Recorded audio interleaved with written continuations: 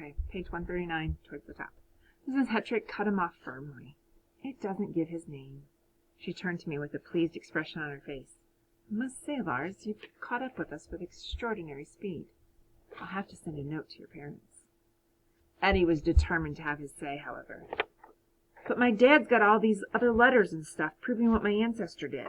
We're going to put them in the new museum at... Oh, shut up, Eddie, said Pat. I wasn't crazy about being defended by a girl, but I suppose it was better than nothing. At least it worked. Eddie must have remembered Pat's slap. I moved on to look at the next display of a tall fur hat labeled British Grenadiers bearskin cap. And suddenly, my eyes focused on a small figure nearly hidden behind a British cartridge box. It was a leaden toy soldier with a whole hat molded into a grenadier's cap like the real one beside it, and the musket held up in firing position. Most of the figure was a dull metallic gray, but in the creases of the tunic remained a few traces of red paint. My eyes flew to read the label. This toy soldier stamped London was found on the battlefield near Sandy Hollow. It is likely a souvenir of home and family lost from the pack of a British soldier during the battle. My throat felt funny, but I couldn't tell if the cause was laughter or sadness or both.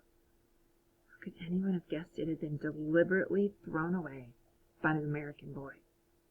Mrs. Hetrick clapped her hands. Okay, group, now we're going to walk over to Lafayette's headquarters.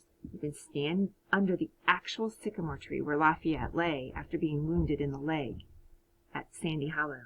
But please, don't race over there. We don't want any wounded this trip.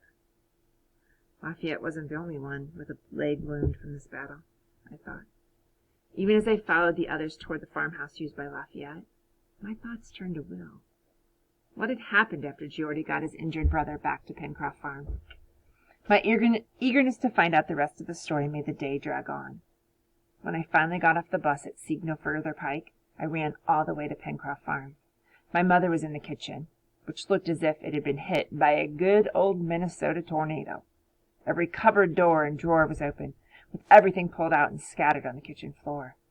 What a mess, I said, looking around. Mom rolled her eyes. I'm glad you're developing standards, Lars, she said dryly. Now you know a mess when you see it. Maybe you'll learn to keep your bedroom from becoming one. What are you doing? Well, this is a combination fall house cleaning and treasure hunt. We've got to find that will, and fast. But we've already searched the whole house. I know, her forehead wrinkled with worry. There's something else funny, Lars. I can't find that cup and ball I returned to Aunt Cass when we moved here. She must have hidden it in that ratted hidey hole along with her valuable papers. Valuable papers! I suddenly remembered something Geordie had said. Spices and gunpowder and valuable papers. That's it, I exclaimed. Hurrying over to the fireplace, I ran my fingers under the woodwork above the mantel. Gotta be here somewhere, I said, tapping the carving hopefully. There's a secret door. Come on, Mom. Help me find the spring to open it. My mother walked over with discouraging calmness. If you mean the spice closet, I've already checked, she said matter-of-factly. How did you know about that? I said. I found out a few of Pencroft's secrets, even without George's help, she answered with a grin. It soon faded. Look, honey, why don't you search the barn? It's an unlikely hiding place, but who knows? Maybe that's where the will is. I quickly downed my after-school snack and rushed out to the barn. Maybe I'd be lucky enough to find Geordie hanging out there again.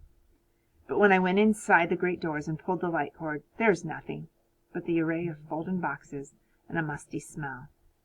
Crestfallen. Okay, I had to pause it, and I'm not for sure where I paused at, because, yeah, I talked to Ashlyn. So I'm going back, look, page 142, second to last paragraph.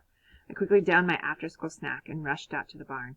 Maybe I'd be lucky enough to find Geordie hanging out there again. But when I went inside the great doors and pulled the light cord, there was nothing but the array of folded boxes and musty smell. Crestfallen, I leaned against the weathered wood of the barn wall and ran my finger lightly over the peg where the riddle had hung. Geordie. He's a riddle, too, I said under my breath.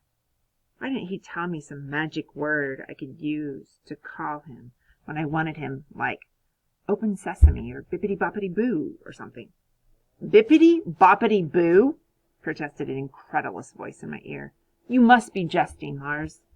No self-respecting shade would respond to such tomfoolery. I sprang away from the wall.